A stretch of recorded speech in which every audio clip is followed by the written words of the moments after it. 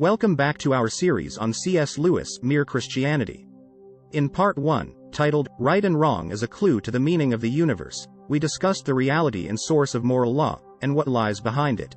Today, we will delve into Chapter 5, titled, We Have Cause to Be Uneasy, where Lewis highlights the universal sense of guilt and unease that humans experience, and explores the reasons behind it. Did you know that according to a survey, more than half of Americans feel guilty at least once a week, and 1 in 5 experience guilt every day? This feeling is not limited to any particular culture, religion, or race, but is universal. So, why do we feel this way? Lewis has an answer for us in this chapter.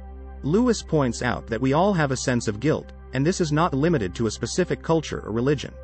This means that there is something universal about the human experience that transcends particularities like race, religion, and culture. To illustrate his point, Lewis uses the example of a traveler who is lost in a forest. Even if the traveler is not responsible for getting lost, he still feels anxious and uneasy until he finds his way out. Similarly, humans have a sense of being lost and a longing for something beyond themselves, even if they cannot identify what that is. This example shows that the sense of guilt and unease we experience is not always connected to specific actions or behaviors. Instead, it is often a more general feeling that arises from a sense of disconnection or separation from something we feel we should be connected to. According to Lewis, the reason we feel uneasy is that we are not living up to a standard of goodness that we all know exists. The universal sense of guilt that we all feel is evidence that we are not living up to the standard of goodness that is represented by the law of nature.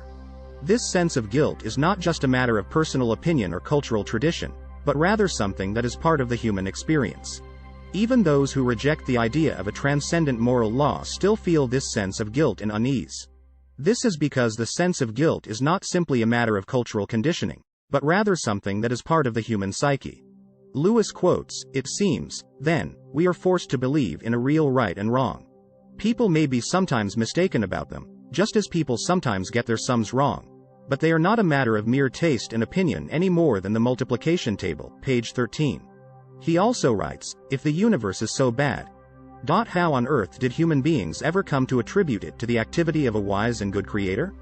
Either this creator is quite indifferent to good and evil, or else, he is not quite so loving and wise as we have been told," page 14. This quote highlights Lewis' argument that the existence of evil and suffering in the world is not evidence against the existence of a loving and wise creator, but rather a challenge to our understanding of God's nature. Lewis suggests that perhaps we have not fully comprehended the nature of God, and that our human understanding of good and evil may be limited.